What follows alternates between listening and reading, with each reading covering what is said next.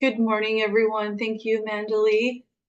Good morning, everyone. Thank you for joining us today in our presentation on DataVista. We are really excited to be here with you all today and really appreciate you joining us.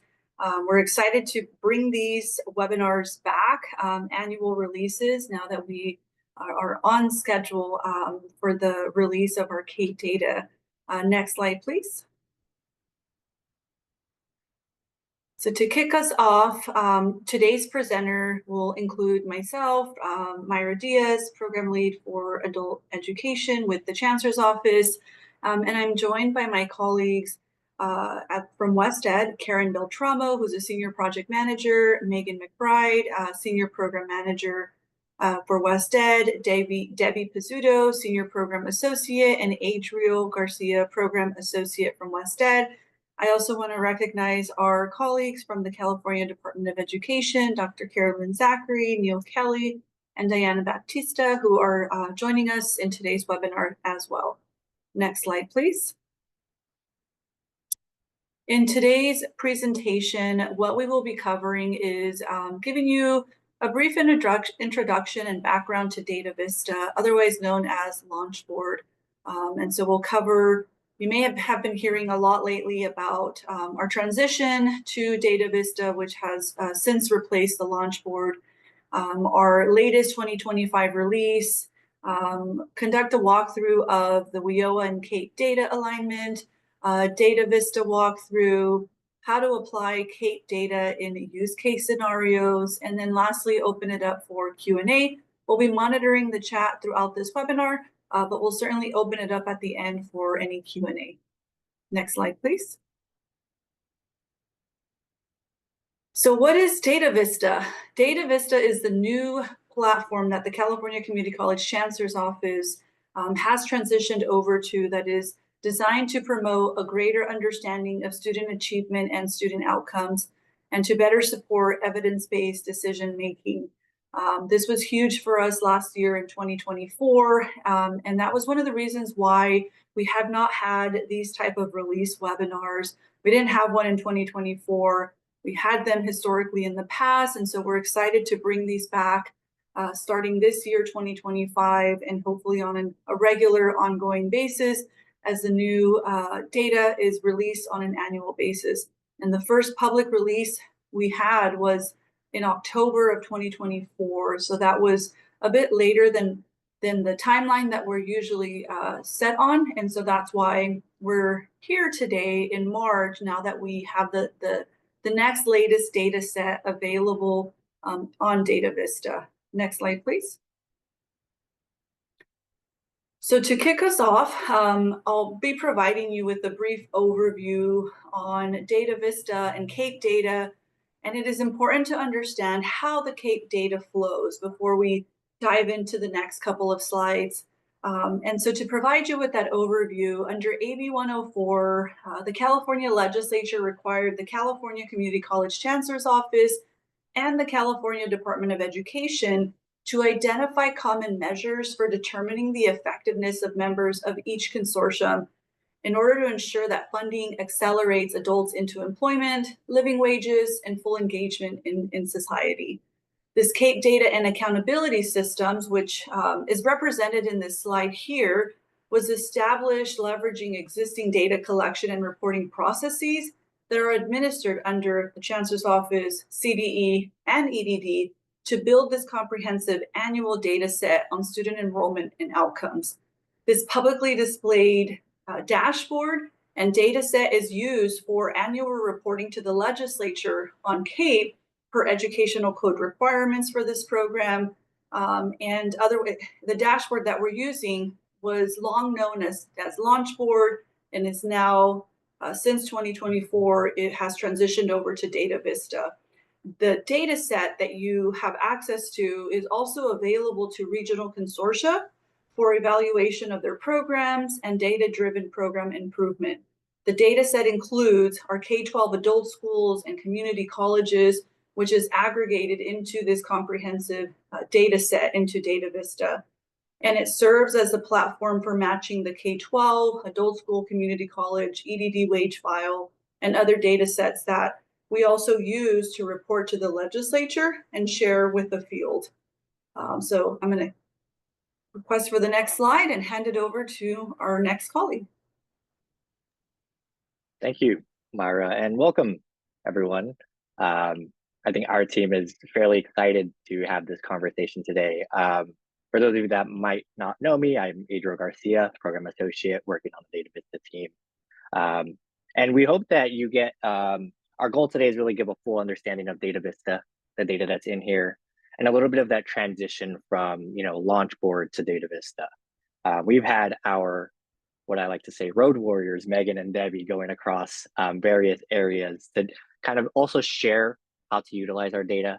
But our focus today is going to give you really an understanding of how did we come to DataVista from both the external and internal redesign, and a little bit of what this new platform is, not trying to stretch you all too far with another new data platform, but really give you the key focuses of how it came to be and how you can really leverage this new tool for a lot of your student and adult learner success. So I'm going to take a step back and I'm going to go a little overarching with sort of the design, right? The philosophy.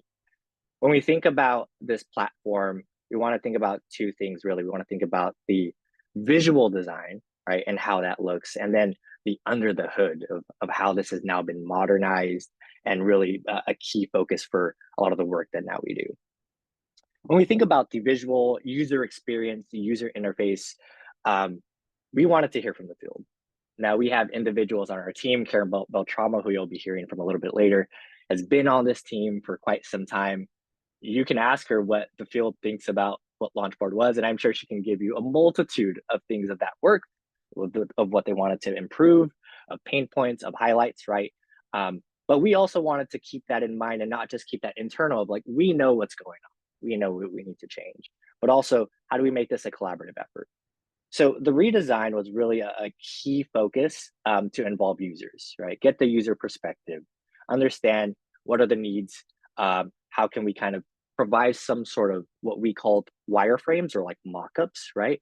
Have individuals react to them and say, okay, this works, this language doesn't make sense, this color is too bright, right? And then iterate from there. So we embarked on a user-centered design, and this really entailed focus groups. And we're very thankful maybe some of you were able to be part of our focus groups, or maybe you saw some of our surveys, right? But we identified various individuals, what we called sometimes super users, some of our institutional researchers, our partners at the Chancellor's office, right? And we made that a back and forth effort, right? As we conducted changes, as we created mock-ups, we heard from them. And that's really the approach that we took to have this overall redesign of DataVista. So for those that are familiar with Launchboard, it's going to feel different. It's not going to be dashboard based. It's going to be view based. Now there's components that we didn't want to create too much unfamiliarity. So there's some aspects that can feel somewhat similar, which we'll go into and dive into today. But we do want you to note that Launchboard is not being updated anymore, and this is our key platform. So we want to build that knowledge alongside you. We want to support you all as you're going through this. And what we really want to leave this off with when we talk about the visual design is that this collaborative process between the field and the designers is something we hope to embark on and continue with as future functions, future updates, future revisions of what DataVista is going to become in the future. That is a process we want to continue to hold and make sure that you all as users have your voice heard. So we're going to hold to that as much as we can. And we hope that you all come to us as well as like, this is working, this isn't, right? So that's a little bit on the visual design. I'm going to talk now a bit about the platform modernization. And I'm not going to get too technical, but I just want to note a couple of things, right? So our data is no longer on physical storage or physical servers. We're using now a cloud storage. The information is accessible by the Chancellor's office, by our CCCCO partners. And what you're going to see on DataVista is that a lot of the visualizations are utilizing Tableau, which is a very modern and common way to visualize data in today's platforms. And that's all supported by a web tier. So this web page that has various other functions that allow you as users to kind of feel supported, that's all built in together. So it was a really large effort to think about the investment in terms of the infrastructure of what builds DataVista. This is something the Chancellor's Office had agreed, want to move toward, and we've achieved it. Now, these next slides, I'm not going to go too deep because these are just quick screenshots. Later on within this presentation, Karen and I are going to walk you through a demo. But if you type DataVista into Google or whatever browser you're using, this is going to be your homepage, right? So you're going to be welcomed with various ribbons at the top, so other subpages that you can go to. And then quick links that give you a direct snapshot into some of our views, which again, we'll go into a little bit later.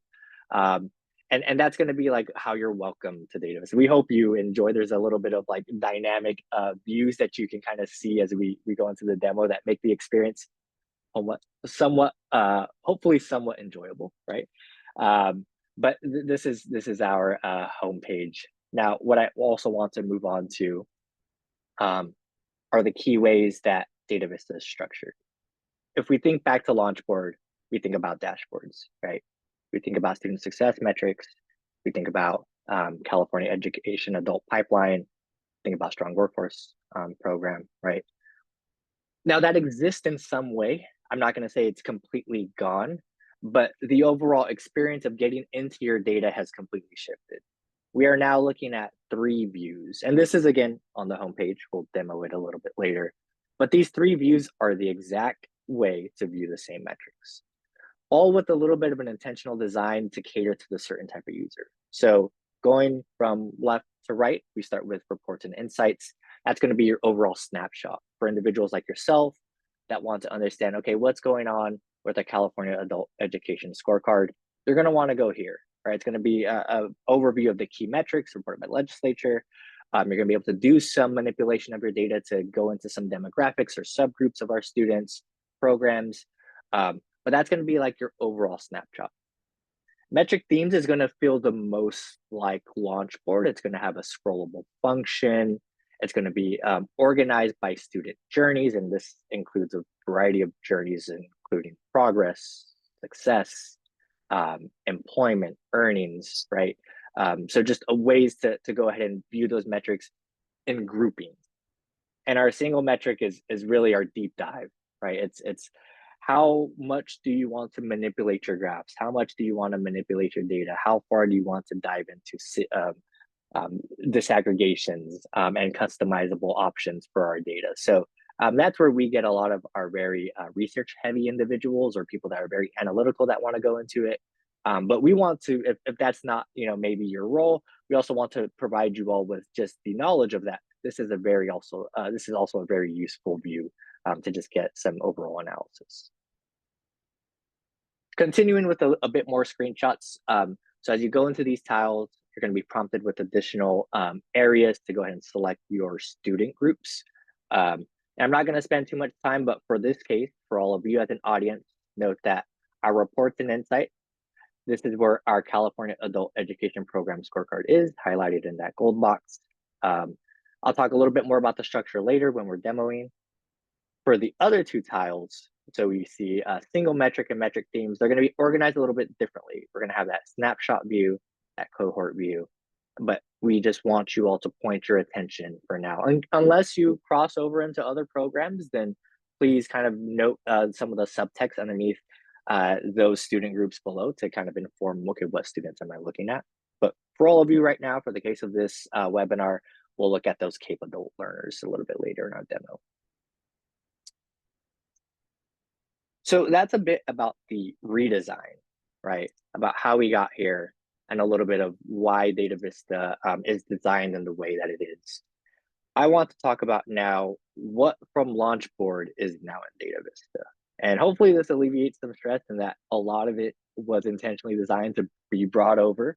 We are still working on certain aspects, but we'll give you an overall understanding when we break it down via what the dashboards were, right? So I'm just going to note when we look at adult education pipeline, in 2024, all metrics and drill downs were brought. So if you're looking at DataVista right now, everything that you need for adult education pipeline, which is now the California Adult Education Scorecard, is in DataVista currently.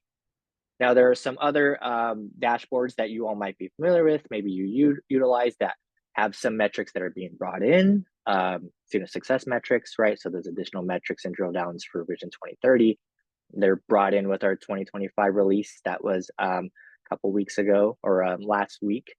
Our community college pipeline does still have a few metrics that we need to bring in. So note that there's all the SSM metrics and drill downs at the top code level, but there's still some additional ones that you might not see just yet.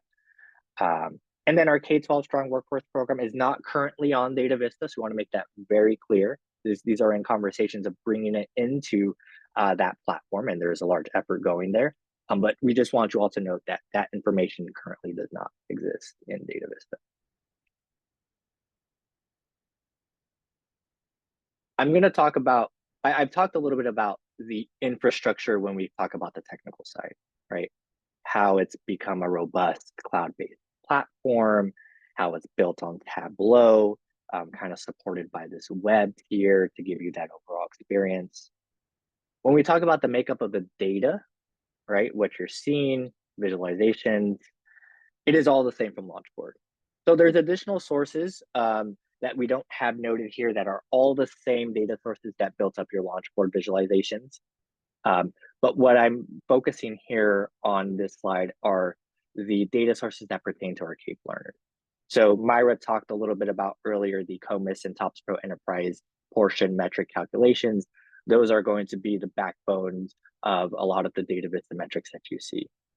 Additionally, the Chancellor's Office match with CSU, UC, National Student Clearinghouse, that's all that's all the backbone for a lot of those determined exit from all post-secondary metrics.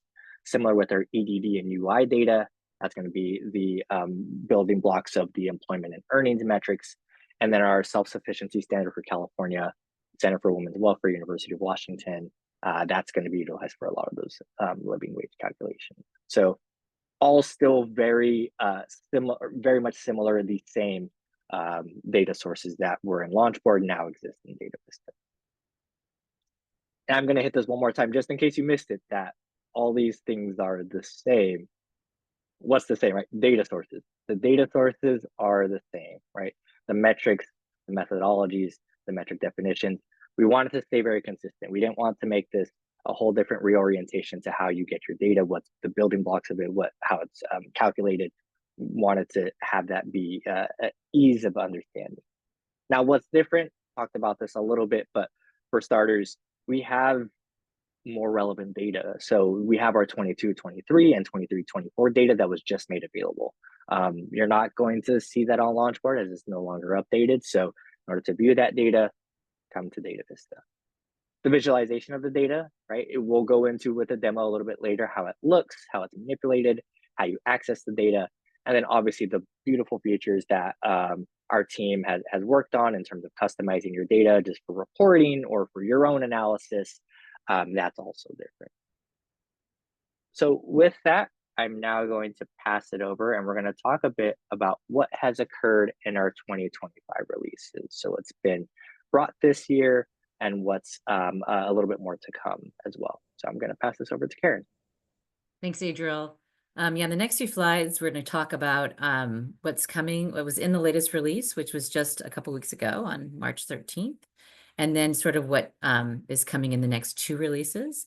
I'm Karen Beltramo. I've been around a while. I worked in the adult education pipeline years ago, and then oversaw this transition from Launchboard to DataVista. And just to restate what Adriel said, that Launchboard will be sunsetting probably this year.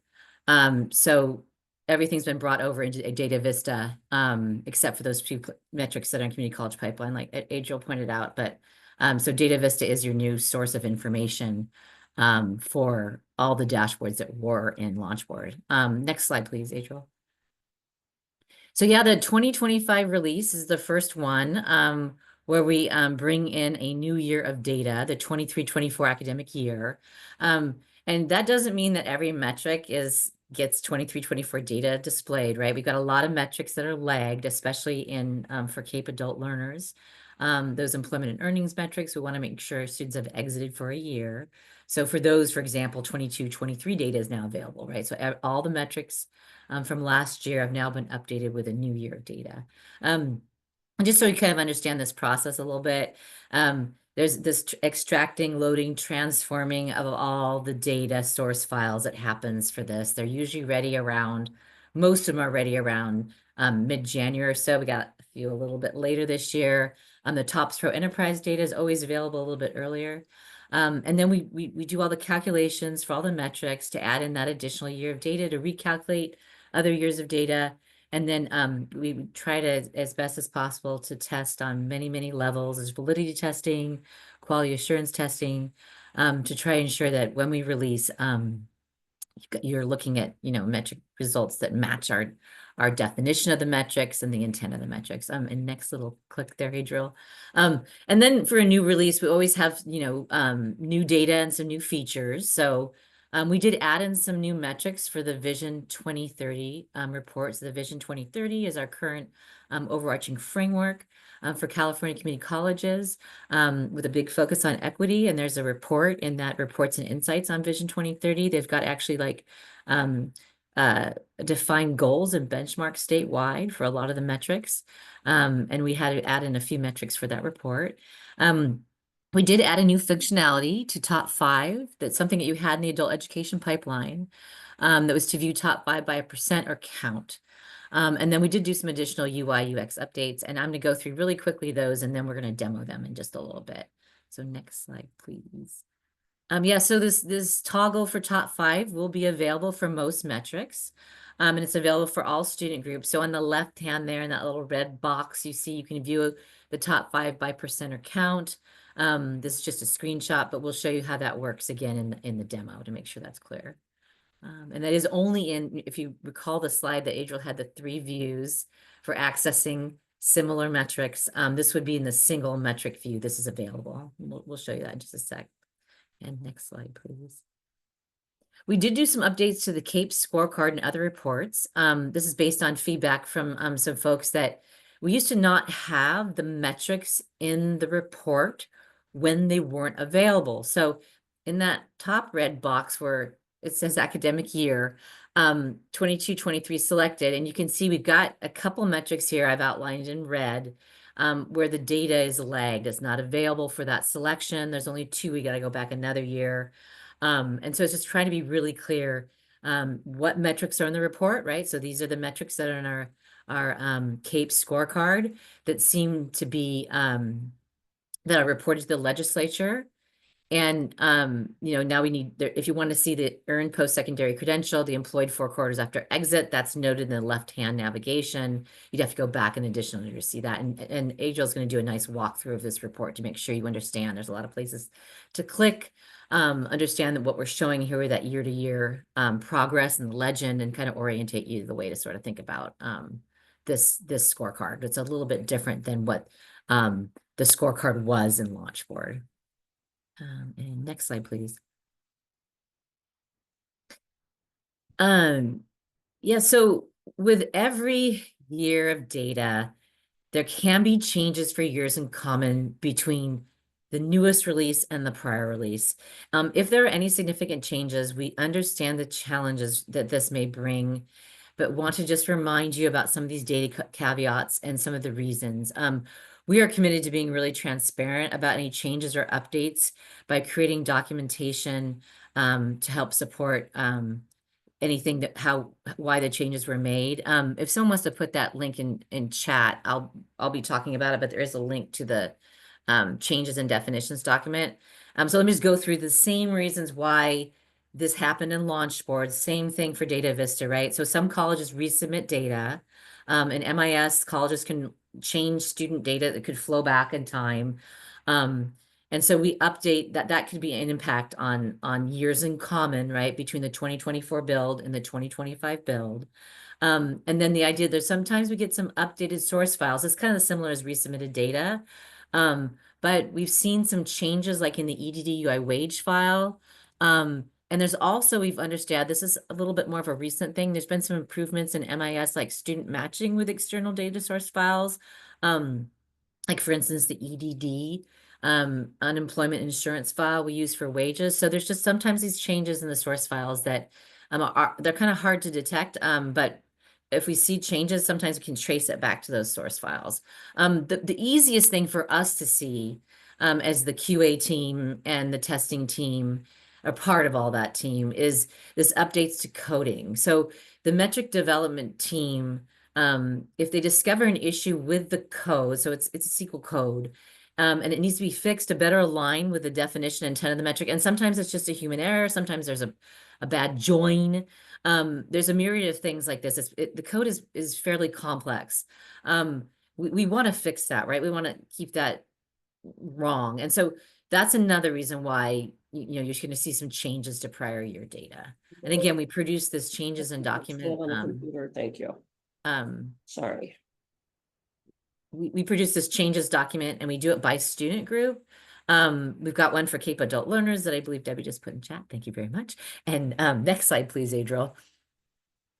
So this next slide is going to go through, again, what to expect when you look at your data and you might see some changes compared to prior data. And there was a slight shift in reportable individuals at the statewide level. It was pretty minimalistic. It was only like 1 to 2% in early years, down to less than 0.5%. But whenever we see a change in reportable individuals or adults served, that impacts nearly all metrics, right? That's a very base metric. And we did see some larger shifts at the consortia, micro, macro levels. I highly encourage you to look at that changes document to understand those shifts a little bit better. Very little shifts or no shifts at all, basically, for any K-12 institutions. A couple shifts for a couple colleges, but really not much. It's really more at that higher level of multi-college districts, consortia, and regions. And we try to explain in that change document why that is. We do believe there might have been some resubmissions of SX05 since last year there was some guidance from the Chancellor's office on that positive attendance hours. It's so important. So we try as best we can in that changes document to describe those for you, because we understand you may be in meetings, you may be getting questions about that. We just want to make sure that you're well equipped to answer any questions for yourselves or other people. And again, if there's anything you want further explanation about, to engage with, et cetera, please reach out and let us know. I get a lot of questions all the time about changes, and I'm happy to walk through them. The other shift we had was in ethnic student populations. This was a coding issue. There's a shift from Asian to Filipino that you're going to see in the data that happened, and a few other little shifts that we explained in the changes document. That's the big one. We did see a couple metrics in progress with significantly lower values. First is that participants taking courses at more than one adult school or community college. That had an incorrect denominator. We try to explain it the best as possible in a changes document, but that has changed. So if you use that metric in any significant way, please take a look at the changes document. And the second metric there is participants enrolled in adult education after taking college credit course. There's another improvement to the code to really match the intent of the metric that also shifted that we try to explain in that changes document. But that's it. Karen, yeah, real quick, sorry to interrupt you. You're on a roll. No worries. But we do have a question in the chat. Okay. So Steve asked, does the updated information constitute a large percentage of the overall data? Are the changes small enough that would allow for the posting of data in a more timely manner? The longer the delay, the less useful the data can be. Yeah, so as I try to explain, we don't get source files to build the dashboards until we always shoot for mid-January, but it usually even trails into later January. In fact, there's one source file that we use for some of our other student groups we don't even have yet.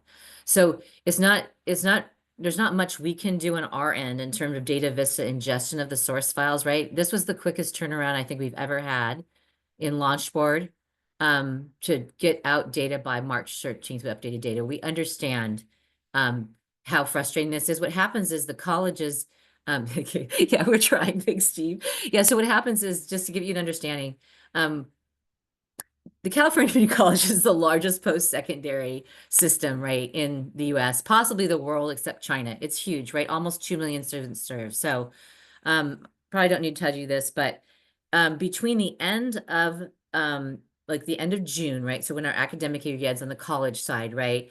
It takes about that 6 months for all the colleges to get all their final data in.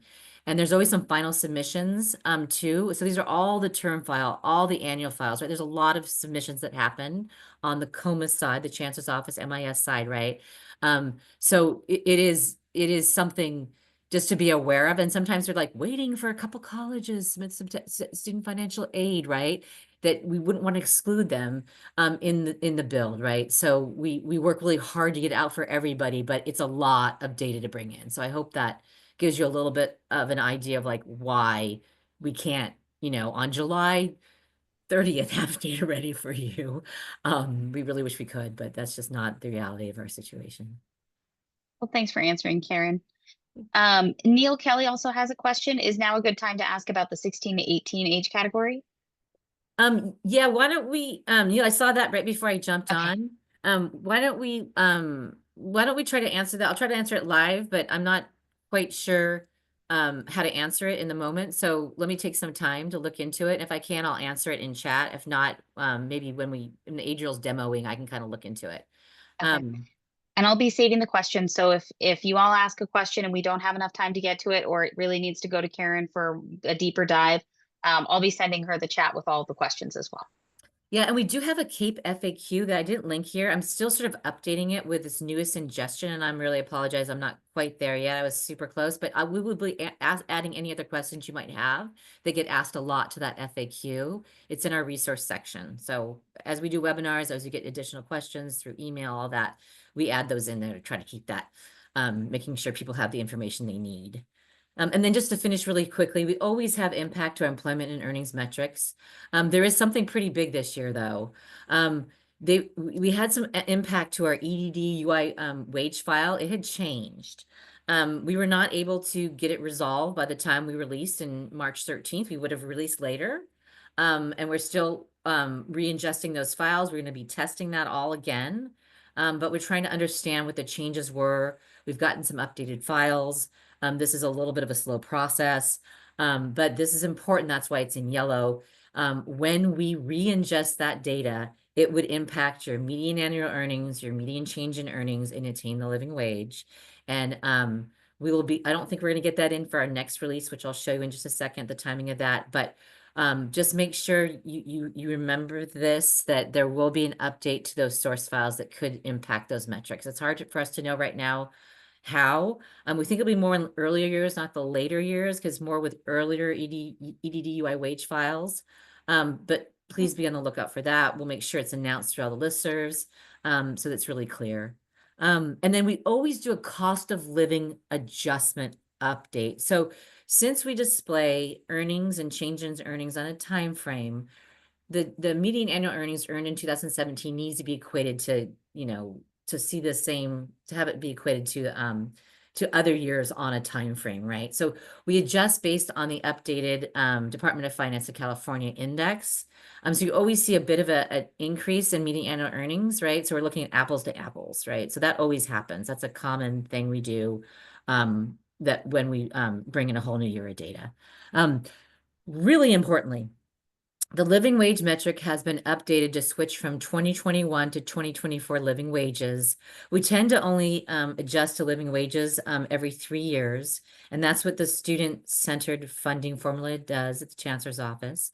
And because of that switch in that changes doc in the appendix, I provided a table that shows you your consortia, your county, the living wages in 2024 for a single adult, the living wages in 2021, and what that percentage increase has been. And unfortunately, except for like one county, we are seeing really significant double-digit increases in living wage between 2021 and 2024. I'm sure nobody's too surprised. I know we all feel it ourselves, and we know that everyone out there feels it in our state. And so just make sure that if you're starting to have conversations about that, at least you have the source, and you can see pretty clearly it was a 50% increase in some cases in some counties between 2021 and 2024. It doesn't really, Adriel showed you the source of our living wage data. Almost no matter what source we use, MIT or what we use, University of Washington, it shows incredible increases. And next slide, please. Yeah, so we did just discover a recent issue for barriers to employment, and shout out to our good friends at North Orange Continuing Education last Thursday that brought this to our attention. This was something that I'm still trying to figure out how we missed this in QA. It is only at the college level, but right now, if you were to disaggregate for barriers to employment, and Adriel will show you this in a second, the college level barriers are all the same, and it's the data is wrong, and we're extremely sorry. All other locale levels are just fine. Institution, community college district, consortia, region, statewide. We will fix this. We already have a fix in place in our next mid-April release. And if you need the data ahead of time, please reach out to me. I'll put my email in the chat. You can also do the DataVista at cccco.edu. We'll put that in chat. You'll see it in the last slide. And we apologize. This is an oversight on our part. And we're getting it fixed as soon as we possibly can. Next slide, please. Yeah, next click there, Adriel. So our next release will be we're trying to do about a month between our pretty significant releases in the year. We understand pretty well the next two releases and their timing. So our next plan release will be in April. We're adding in a new comprehensive student report that will have all students, and then K-12 dual enrollment students. It will be a snapshot view, and we've gotten a lot of questions. So I'll just say I am so sorry, but for this release, we will not have a toggle to look at adult ed dual enrollment. But keep asking, right? Keep asking. We hear the needs. I've gotten a lot of nice explications, discussions with people during office hours about this. So please keep those requests coming. But for this release, we're going to have all students, which would include adult ed dual enrollment, but you won't be able to then look like you can for K-12 dual enrollment to see that group of students. And then next, click there, Adriel. And then for our next release, which would probably be in May, June, we're going to add in a new first-time K-12 dual enrollment cohort view. This has been needed for a long time. This is supposed to be released with the launch board, but it is finally coming. These are some really important metrics that the system needs. And so then we're also going to be releasing some data to IR and IT offices. It won't be viewed on the platform, but be distributed to some institutional researchers and IT offices for some new metrics to show the units earned through credit for prior learning. That data has it's a newer data being accumulated, and we know it's a very important thing for the system. So we're going to be giving some of that data back to the colleges to look at, and then eventually it would make its way into the platform. And next little click there, Adriel. Yeah, so all release and webinar dates will be communicated through the DataVista website. I think Deidre will show you in just a second where you can find those, as well as the DataVista and other chancellor's office lists. Okay. Pause here, Debbie, if there's any other questions. Doesn't look like there's any questions in the chat. It doesn't look like anyone has their hand raised either. So okay. Good.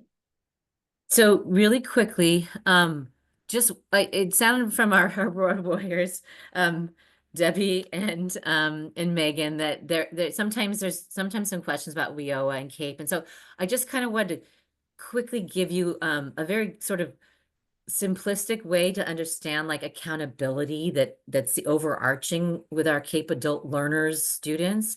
And so next slide, please, Adriel. So we sort of have these alignment frameworks, right, for DataVista and our CAEP adult learners. And first and foremost, I would say it really is, we try to WIOA, right? We try to align with WIOA, and that actually, some of that WIOA alignment percolates down to the employment earnings that are displayed for all student groups on DataVista. So just know there's a little bit like both ways, right? So our definitions of reportable individuals and participants, we try as hard as possible, we always have, to align those with the integration of Top Throw Enterprise, the COMIS data, right, to be definitions that would be aligned with WIOA for those 12 hours for participants.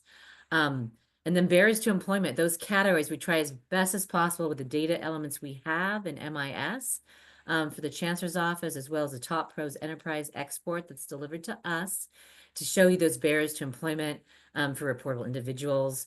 And then our outcome metrics are nearly always calculated for the participant. So it's sort of like this overarching WIOA, right, above the entire platform. That I would say over the years, especially in the earlier years, right, was really focused on. And then of course, along with CAEP, my goodness, right?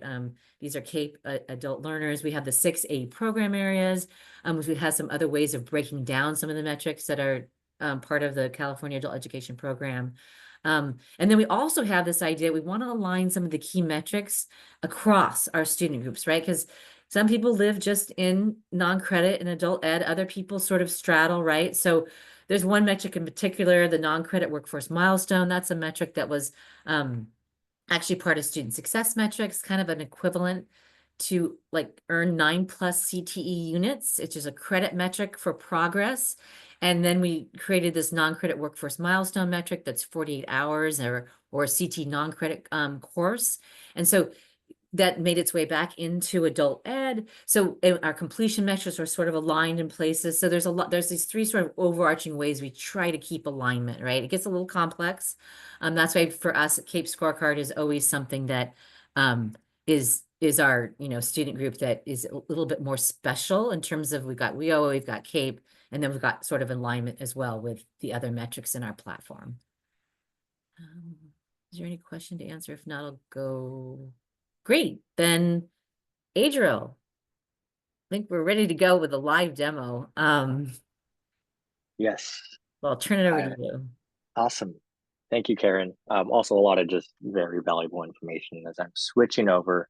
I'm putting on my tour guide hat because we're going to go a little bit over just DataVista in general and what we've been explaining over the past 40 minutes and give you all the visual cues of where to go and how to navigate. So as I mentioned earlier, as you launch into DataVista, you're going to be welcomed with our DataVista homepage. As you can see, the dynamic background that our web team was able to build in. But we're going to note a couple of things, and I'm going to take some time going through all of our pages. So please, as you see questions, please feel free to put them in the chat. At the top, we are going to have our ribbon, and that's going to be our launch point into our other pages. I'll go through them in a bit, but I do want to scroll down and stay within our homepage. So as I was mentioning earlier, we aren't focused on dashboards, we're focused on views. And there's a couple of ways to enter our DataVista views. One of them is this top ribbon. If I select on this, I get a drop down and we get our 3 views: reports and insights, metric themes, single metric. Directly underneath it, we have our quick links. And our quick links are going to be very catered to our reports and insights tile. So you're not going to hit the reports and insights menu here. You're going to go directly to your data. So I'm going to demo this really quickly. But I just want to directly get to our California Adult Education Program scorecard. I'm going to select this, and I'm going to be greeted with our scorecard. The last way are our 3 tiles, as I mentioned earlier, and that's located right underneath. I'm going to demo going into the reports and insights tile in just a bit so that you can see the menu, but those are the 3 ways. We do have a DataVista Metric Explorer, so this is kind of like a case sort of, I want to select a specific set of metrics, right? If I were to select, I want to view metrics in adult education pipeline, this is actually going to take me to a specified view within our metric theme.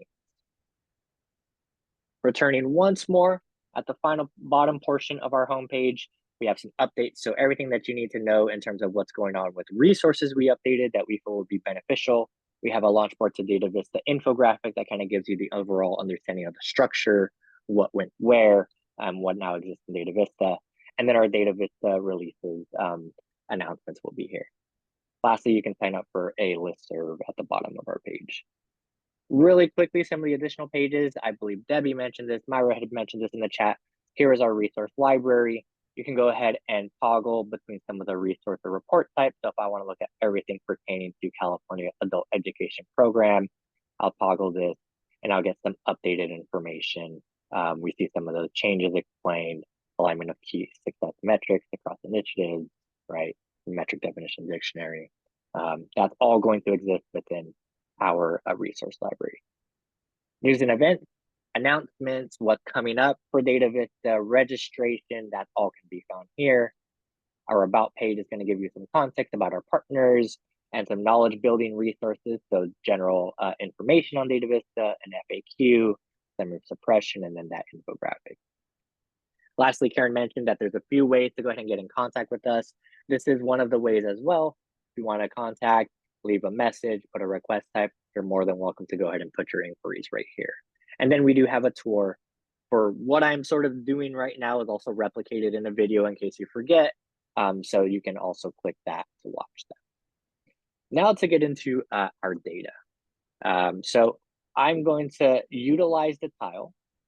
And when I get onto the tile, I actually am given another landing page that's going to specify the types of reports that are broken down by programs, right, in this case. So obviously our attention today is going to go to California Adult Education Program Scorecard. But I do want to know, just in case you happen to wear multiple hats, you know, at your in your role, and you happen to look at other initiatives, the initiatives of the reports of Guided Pathways and Strong Workforce Program are going to have a very similar feel to what we see our California Adult Education Program Scorecard. So the way it's structured, the way you go into your data, the way you manipulate your visualizations, that's all going to be very much the same for those three views. Our Vision 2030 and Student Equity and Achievement Program are a little bit more unique. They have a couple of additional menu pages to really be intentional with the metrics that you're looking at. They're organized a little bit of a different way. We're not going to go into that today. Now, the goal is, if you look at all this right-hand side, this is like the context as a user, right? So I want to sort of know what's going on when I'm looking at maybe a summary of what these 5 reports are given, or an otherwise known as just resources to help you understand the data that you're looking at. We do have a reports and insights tour that's going to sort of do it again. I'm also doing today, but for the structure of these 3 programs, so the California Adult Education, Guided Pathways, and SWP. The goal is to build a couple more for that individualized experience of Vision 2030 and Student Equity and Achievement. What you're going to see is I select one of these tiles in this, or one of these groups in this report. So this is going to be our CAEP scorecard. There's our resources are dynamic and they get updated, right? So now we have resources very much pertaining to our CAEP audience. We see some terminology as well, and then some conversation starters. The way we organize our data, as we showed in some of the screenshots, is everything is going to be present on the right-hand side. Our latest year of academic data is what I'm currently viewing. So 23-24 data, and we're noting a couple of things, right? So we see our scorecard, we see reportable individuals, participants. But let's say I'm an individual that's very much interested in transition to post-secondary, right? I want to see if there's been an increase of 5% from the previous year, a decrease, or if it's remained within that previous year, remain within 5% within that previous year. Now, you didn't click anything incorrectly. There's actually a reason as to why you're not viewing some of these metrics. And if you note in this side note underneath our drop-down menu, it's because there are some metrics that are not available because not enough time has been passed to calculate the metric, including earned to post-secondary, transition to post-secondary, you know, median annual earnings, change in earnings. So what I want to do in this case is I'm going to go ahead and go back here. And if I look at 22-23 data, now I'll get that data populated. So I can go ahead and view that. I can have a little bit of an understanding. If I wanted to, I can PDF it, right? It was like, and have this conversation, bring it to maybe some deans at my college or a consortia, and we can have that be visually presented. But if I want, you know, all of these scorecards to be populated, I'm going to want to go ahead and go back 1 year. So just note, because metrics are missing, it doesn't mean that they're not available. It just means that not enough time has passed to calculate the metrics. So you're going to want to go back a couple of years. I'm going to stay with our 22-23 data because I'm very interested in transition to post-secondary. So I'm going to manipulate my data just a little bit. Right now, by default, when you land on the scorecard, you're looking at statewide data. And the way you know this is if you look at our title. So right here, we're looking at statewide for all programs, for all students, right? That's very apparent. I want to start looking at, let's say, a different locale, right? We have actually quite a bit of locale types that are specific to all of you within the California Adult Education Program. So I can look statewide, I can look macro, micro, I can look at consortia. There is CC district, there's college, and then there's institution. I'm actually going to just stay statewide just for this demonstration, but I do want to note, let's say in the case that I want to look at the macro region, let's look at central mother load, for example. It's going to shift, right? You're going to see that the title is dynamic, it's changed. Now I know my selection has been made alongside some of the metrics have also changed. I'm going to remain at all, so I'm going to select statewide. And what I like to do is, as I'm toggling some of these drop-down menus that allow me to disaggregate my data, I like to collapse them and expand them just so that I can view everything in one space and I don't have to scroll down too much. So I'm going to look at AE programs. We have a variety: adult basic education, adult secondary education, right? All that was mentioned earlier, the 6 AE programs. I'm going to stay at all programs just for this demonstration again. What I do want to look at are some of our disaggregation. So this is the reports and insights view. Again, just sort of mentioning that within this reports and insights view for the scorecard, I can only select one disaggregation at a time. All right. In this case, I want to look at a student group, let's say by gender. But for this example, I can only select one. So I'm going to start with female. We're going to see it reflected. I'm looking at transitions post-secondary. So we had a 26% increase from year over year. We have 34,133 out of 223,000 learners.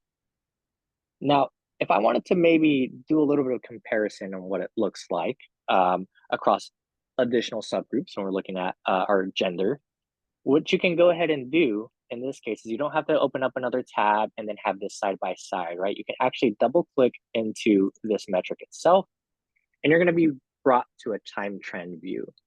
Now, the time trend view is going to operate pretty much in a very similar fashion to our single metric. We're going to demo our single metric in a bit, but I just want to reiterate that we're in the reports and insights, but now this is the time trend view. So it looks a little bit different, but what I'm given here are some additional options. So now when I look at drill down and I look at gender, I get this blue box on the left-hand side alongside these banded rows of our selections. So if I want to now compare and look at all of these subgroups of gender, I can select this blue box and I'll now get them populated and you'll see them below. If I'm interested in maybe just a couple, right, I can unselect this, and what I'm going to do on my keyboard is I'm going to hold the control or the command button. I'm going to select female, select male, and now I get those two graphs or those two subgroups on the same graph, right? And they're kind of following a similar trend, recovering from post-pandemic. So that's just one of the features that, although this is the reports and insights, kind of operates in a similar fashion to the single metric. Alongside that, there are options. So if I wanted to, let's say, really focus on the years of prior to pandemic and post, and I wanted to manipulate my years displayed, I can look at 2019 or 2020 and now have that reflected. Similarly, there's an option to show a table, right? So we can also get all of the information with the value, so total or amount of students out of the total amount, and then the percentages that show that below. And we can kind of get that side by side. And if you want, you can take a screenshot or you can PDF it from here, and that gives you that full capability. So just note that this is a very available feature. Also, as I'm selecting, so in this case, I did select female students. When I went into this metric specifically, those female students were also reflected in the time trend view already. Now I selected both male and female in this case, so that's why you're seeing it selected here. But whatever you select on the previous page will carry over. If you have no selections, then you'll be able to just start fresh and manipulate your data from here. When I return, that selection of two subgroups, so male and female, is not reflected. So again, just hitting on that note of that function is very, very much built into the time trend look within the report. So I'm going to pause. I don't know if there's been any questions, Karen, that have popped up, whether that's about the website or specifically the view of the reports and insights. But I'm going to give a little bit of time. I'm scrolling through the chat. Yeah, Myra's answering Steve's question in chat. Okay. We can see, as Myra's saying, you saw on the table, we saw values and percentage, and hover over. You can see percents and values. Oh, yeah, there you go, Adriel. Yeah, but that's it, Adriel. Okay, so I'm going to now pass this over to Karen, and I believe we also have a question about downloading the data into Excel, which let's talk about that now in Yeah. our single metric, correct, Karen? Well, Is that before what you jump there, let's just go quickly to metric themes. Okay. I just want to remind people that the metric themes view is the most similar to Launchboard. We're still kind of exploring is that, yeah, so there you had to select a student group like Adriel did. He had to select CAEP adult learners. That's always very intentional. Like you've got to, I know I get kind of tired of it sometimes, but we're trying to be really intentional. Like, who are you here to look at data for, right? And then you see these little tiles and we call them chevrons that are like the stages of the student journey. So that should feel pretty familiar to like the adult education pipeline. And then if you're not sure where a metric is, yeah, click on that little drop down and click on that. You can see, you know, if you want to know what metrics are on each of those chevrons, because you don't want to click in there first, then you can look at each one and see where you might find a metric you're looking for. But if you do go into a chevron, go into any one, Adriel, by just clicking on one of those, you can easily, just like adult education pipeline, you can, you know, scroll through the different segments. Oh yeah, sorry, on top, and then scroll down, we'll get that long list of metrics that update based on the left-hand navigation. So like if you selected your consortia there, your program, or drill down, that would flow through all the metrics on the page, right? So that is one way to view. And if you like that idea of seeing several metrics related to a certain segment of a student journey, like progress or transition, right? This is the place for you. If you want a little bit more functionality and manipulation of a single metric, now let's go into that single metric view. And you see Adriel's just easily navigating from the top there. Same kind of screen where you have to think about the student group you're here to look for. This one does sometimes take a little bit longer to load. Yeah, so the selections on the left should look pretty familiar, although there's one new one, is that student type, and that's where you could toggle to another student group. That's non-special admit snapshot or first time non-special admit credit cohort. So we're going to stay with the CAEP adult learners, but basically if Adriel, you wanted to go to a metric and we get basically the same view we can get in that time trend of the scorecard. You want to find our transition metric. You can either scroll down or start typing.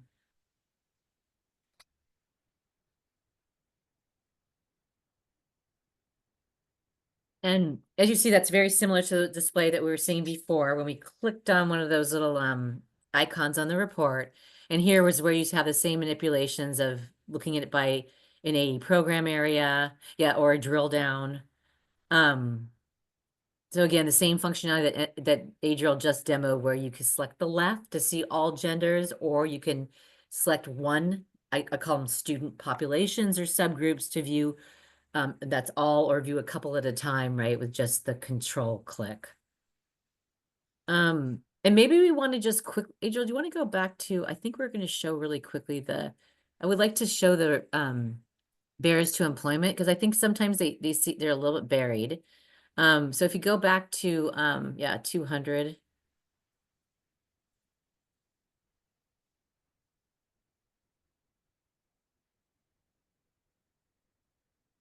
The one right above that one. There's 202, yeah.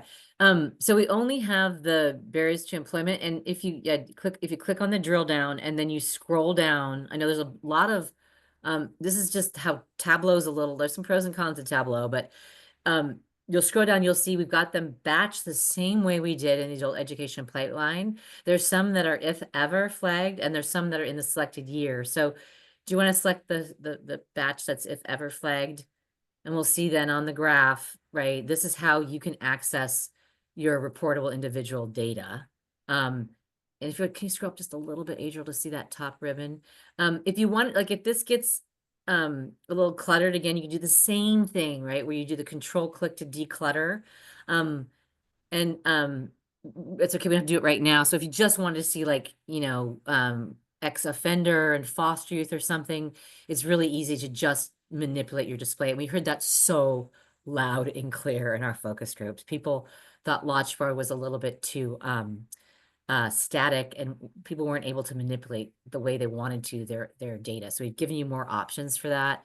And if you look at that options tag there, you're going to see that that dropdown has the most of any view. So Adriel showed you about the years displayed. We also have the show hide labels here. So if you wanted to show the labels on your graph, sometimes they're hidden just because the same way you get too cluttered, right? So you might not get all. And then we have the same table that's available. We also have the ability to look at the data not as a line graph, but as a bar graph. Karen, there's 2 questions in the chat. One of Yeah. them is it possible to download data into Excel? Can you show us where, just, I guess, show us on screen for anyone that's interested in downloading the data that they're viewing, where that feature is displayed? Yep, we're just about to get there.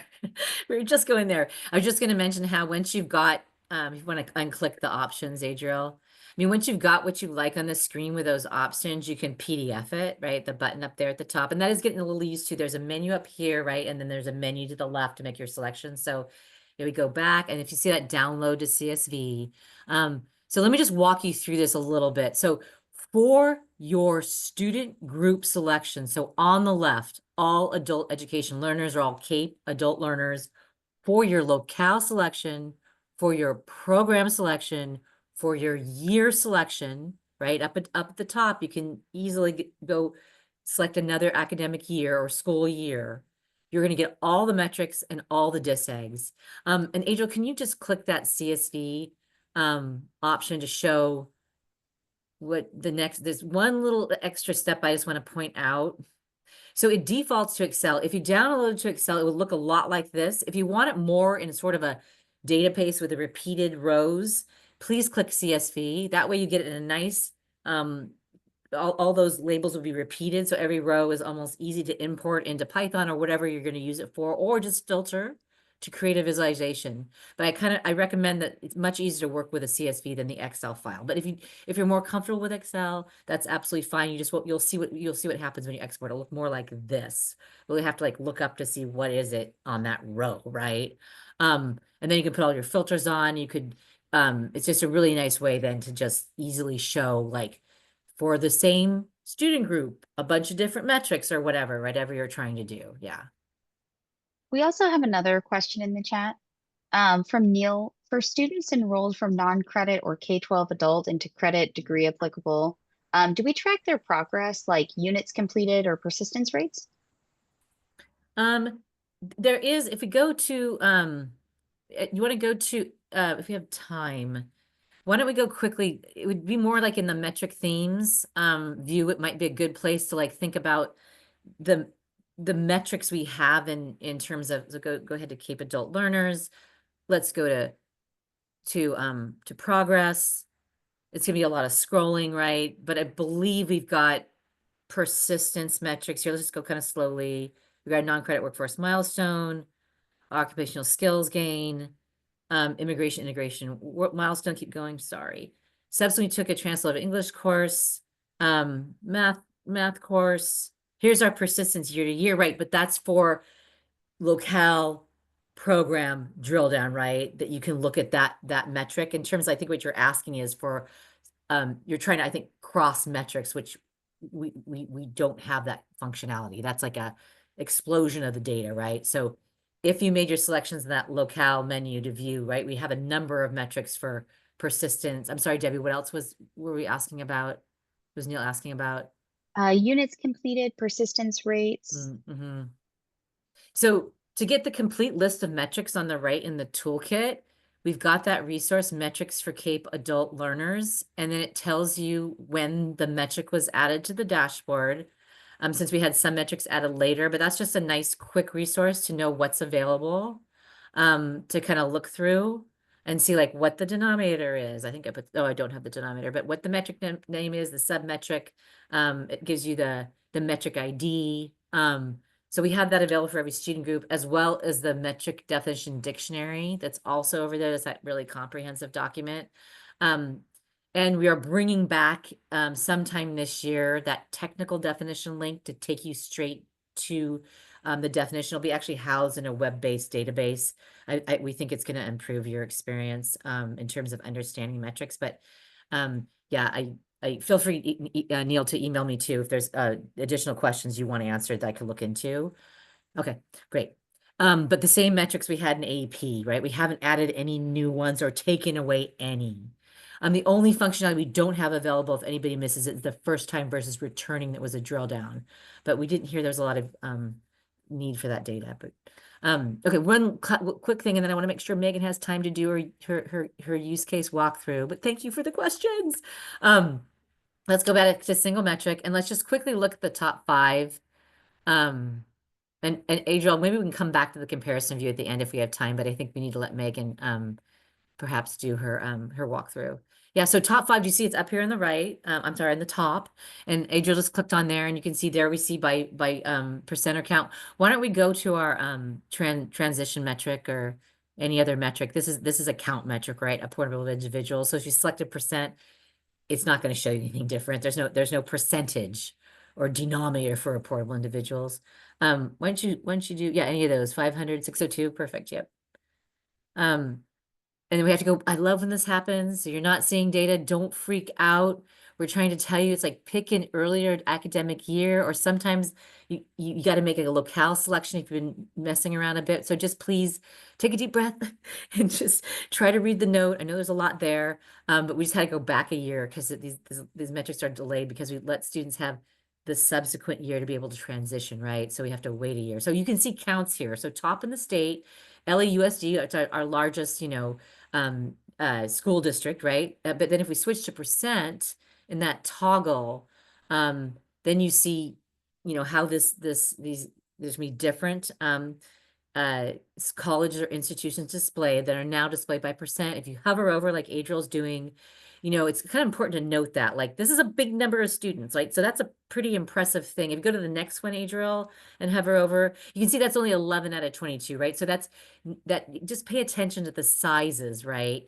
It could be that, you could also look at trends for that institution if you went back to the other view, but just make sure you hover over, right, to understand like when you see these top 5. One thing that I just discovered myself, which I find is pretty interesting, is in options you can view a table for this, which is kind of nice, like if you wanted to print something.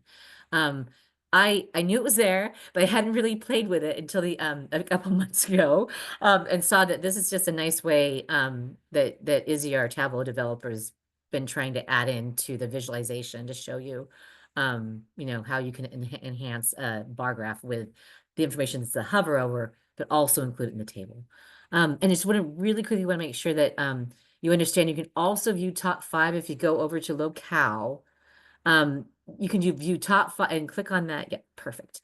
And you can view it by macro region, micro region, or consortia. So once you click on any of those, if you want to see just the top 5 for any of those locale areas, that's how you would do that, if you had a consortia and you want to select your consortia, you'd see the top 5 in your consortia, not your top 5 statewide. So I want to make sure it's clear to people how that works, right? And here's an example where a smaller consortia, perhaps with not as many members, or maybe not as many having this outcome, we don't have top 5, we've got 4, right? So that's going to happen when you're at the consortia or possibly a micro region level. Okay, I think we're going to save the comparison view. It's up there right next to top 5. It has a lot of instructions that we've worked at. We're on, I think, our second or third iteration of this. We're trying really hard to describe some tips, some ways to use this view. Instead of showing a demo right now, I think we're going to pass it over to our colleague Megan to share her screen and kick us off with a use case.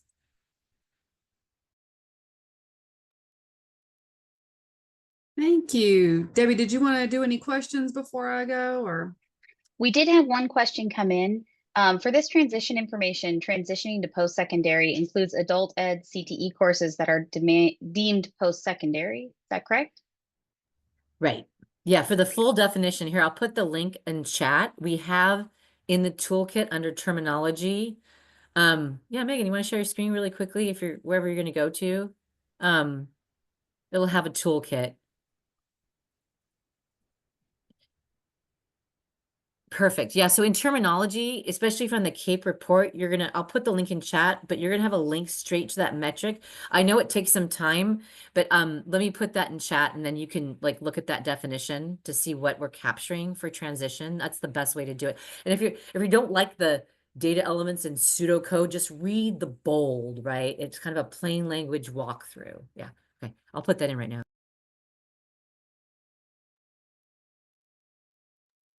All right, my turn. Hey, everyone. It's good to see so many of you on here. As I'm going through this walkthrough, I encourage you to follow along. If you are a monitor diva like me and you have a spread of monitors before you, please open up DataVista on one of them and follow along with me. I'll be walking through the way I might use DataVista if I were you and I were running a consortium or doing data for a consortium. So I have already asked for permission from Shamila at Northern Alameda to use her data. But again, please look at your own data.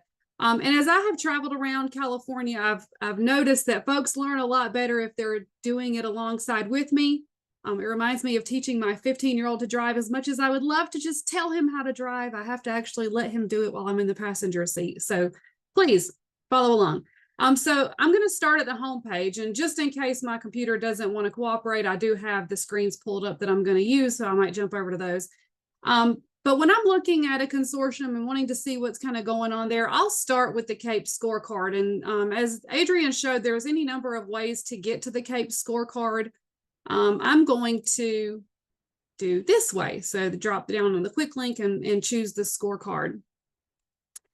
All right, so as you saw a moment ago, this is where we kind of default to when we enter into the scorecard. And there's a couple of things I like to do. I don't like the toolkit showing. Collapse that, clean that up, tidy it up a little bit. And as I mentioned, we're going to look at Northern Alameda as our example. So we're going to drop down. You've seen all this before. Adriel showed this to you. We're going to look at consortia so we can find the one we want. Now, there's multiple ways to do this. To look for your consortium, you can type in a part of the name, which is what I prefer, but other people like to scroll and search for it. That's not my preferred way. So I'll just type in Northern and I'll click Northern Alameda. And then I like to, again, tidy things up here and close the menu. I don't want to see all that. And what we're brought to, as Adriel showed us earlier, are all of the metrics that are reported to the legislature. And just at a quick glance, you can see in program year 23-24, when comparing to the previous program year, Northern Alameda went up on all metrics that are available. And how do I know that? There's a little green arrow. That's my cheat code. It tells me they went up on every metric. Adriel, also, please let me know how much time I have in the chat. I'm keeping an eye on it. So that only tells you, and it tells you the percent that we went up year over year here underneath the little green icon. But that only tells us from one year to the next how our numbers have changed. And we may be interested in looking more closely at that to see what the time trend was over the last several years to try and figure out if we can get a baseline for how many, what our projections may be for enrollment for the next year. So we have at the top here our enrollment metrics. Reportable individuals, which, as you are probably aware, are students with positive enrollment or at least 1 hour of enrollment. But nothing really matters until they become a participant at 12 hours of enrollment. So if the student gets a GED when they haven't hit 12 hours, it never happened. They won't count in your metrics because they have to hit 12 hours. So this is where things start to matter. And the denominator for most of our metrics will be based on participants, except of course for participants. So if I want to look and see what's been happening in Northern Alameda over the course of several years, I'll just click on that metric. And it's going to bring up a time trend of all of their enrollment participants since 2016, 2017. And so you can see as expected. They had a little drop in 2021, but they've since been increasing every year up to our most recent year of data, 23-24. And immediately as I look at this, I can see they have surpassed their pre-pandemic enrollment. So that's notable and that's wonderful to see. And again, we can hover over this. And Myra asked in the chat about percentages versus numbers. And as I will do my data walk, I'll kind of share how I see that when I think it's more helpful to see percentages or what that information might tell me as an administrator. So there are a couple of ways always in DataVista to look at things, and we can hover and see what our yield is. This is the number of students you're converting from reportable to participants. Remember, it only really matters once they get to participants, what they do. So we really want to have a high yield, a high percentage that we're converting to past 12 hours. But it's a little bit of a headache to hover and figure out what all of this is. So I would prefer to look at it as a table. And to do that, I'm going to click Options and Show Table. Now that does squish together our graph here, which is why I don't keep that up by default. I pull it up only if I need it. And what we're looking at here is our denominator of reportable individuals, because this is telling us what we're converting. This is our participant number. These are our reportable individuals. And so in the most recent program year, Northern Alameda converted 78% of their students from reportable to participants. I've seen this number higher, I've seen it lower. You all can determine if, when you're looking at your data, if that number should be higher, if that might be something you want to work on. Because retaining students, of course, is very important to their outcomes. So that's that. Now I'm going to go back quickly and go back to the CAEP scorecard. And I'm going to look at one more metric, and that's going to be earned an award, diploma, GED, or high school equivalency. I like to look at this one because we all kind of know what that means, that they completed their high school credential. And as you can see, they had a nice 35% year-over-year increase, but that doesn't tell us the whole story of what's been going on over time. So again, I'll click on that to look at it. And remember I said it squishes our graph. I like to get rid of the table to see the full curve here. So I'm going to hide table and then collapse my options back. And this is something that I've seen kind of in programs across the state, decline, of course, into the pandemic. We sort of bottomed out and then we start to recover. We saw a little dip going into 22 and 23, but as you can see, and as the CAEP scorecard showed us, we had a nice, strong increase from 22, 23 to 23, 24 to 188 students. Now, Myra, and all of you out there, when we're talking about percentages, and I showed you a percentage in participants that I found helpful, I don't necessarily find the percentage helpful here. I will in just a minute though, but not here, because when we hover, we see that we're looking at 188 students completed their high school credential out of all participants. But the reason I don't like this denominator here is because not all participants are pursuing a high school equivalency. I would rather see the percentage of students who are pursuing a high school equivalency, their rate at which they're completing. So I'm going to demonstrate that for you in just a minute. To do that, I'm going to switch views. And it's not necessarily that you can't look at what I'm going to look at here in the scorecard. It's just that I prefer single metric view because I don't like going back and forth. I like to swap between my metric while I'm in the view. So let me show you what I mean. If you're following along, like I hope you are, I'm going to hit the drop down here at this ribbon and choose single metric. And then we're going to pick CAEP adult learners.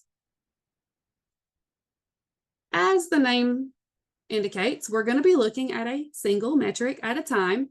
Remember, I like to tidy up my view and get rid of the toolkit. I'll bring it up if I need it, and I'll show you when sometimes I need it in a moment. And of course, we are defaulted to statewide. but we don't want to look at statewide, no offense. We just want to look at our consortium. So we're going to find Shamila's consortium, Northern Alameda. Again, I'm a searcher. I typed in the name, and now we're going to find that and collapse our menu here because it gets a little sloppy, particularly if you're on a laptop and have a small screen. So what we are on right now is reportable individuals. Again, that's where we start when a student enrolls and gets some attendance, but what really matters again is our participants. So if I wanted to see where Northern Alameda is enrolling their students, I need to isolate the correct metric. Now, I happen to know that the metric for participants is 202, so I would type that in. You can scroll and look for it. You'll be scrolling for a while, so take my advice and put 202 in there and hit enter. And it's going to bring up our participant metric. Now, as you might have seen, there's a ton of metrics in there that you can look at. So please do that on your own. Now, again, I'm going to collapse my menu just to clean things up. One thing that you may notice when you get into single metric view is it doesn't put the numbers here, but we can show those, the labels. And I like to do that. I'm a bit of a maximalist when it comes to my numbers. So I'm going to show those. And you don't have to, but I like to see what the numbers are, particularly because I want to commit some of these numbers to memory so I can easily figure out what the denominator is if I don't feel like digging into the metric dictionary. Now, one thing I like to do when I'm looking at your consortia as I travel around the state is see what your enrollment is, where it's strongest. And typically it's in one of the 4 main program areas. And I'll just show you a couple how I do this real quick. So let's hit the drop down for AE program. And again, you'll see the CAEP programs that all of you have or are eligible to have. And the big 4 are usually ABE, ASE, CTE, and ESL. And so I am going to guess that ESL is their biggest enrollment. So I'm going to click ESL. And what we'll be left with here are just the participants who are enrolled in ESL. And when we hover, we get a new way of looking at this data. So this is not telling us our conversion rate this time. Our denominator here, remember I said I like to kind of commit numbers to memory. I know 6438 is the number of participants they had. If I wanted to make sure, I could hover and read what's going on here, or I can look in the metric dictionary and see what the denominator is. But I'm lazy and I just want to remember it so I don't have to go doing all that. Now, if I want to look to see, so about 65% of their enrollment is ESL. And again, I can look at that as a table at the bottom and see if ESL has always taken up so much space in that program. Not really. It's kind of varied. 65% is not much different from the year before.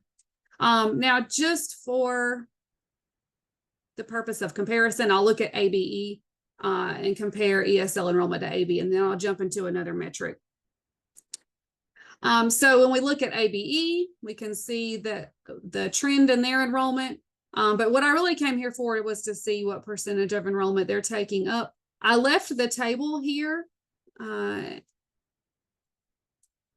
so we can see the history of its share of enrollment. It's kind of been pretty stable over the years, or we can hover. So it's just under 10% of their enrollment, 586 students out of their total participant number of 6438.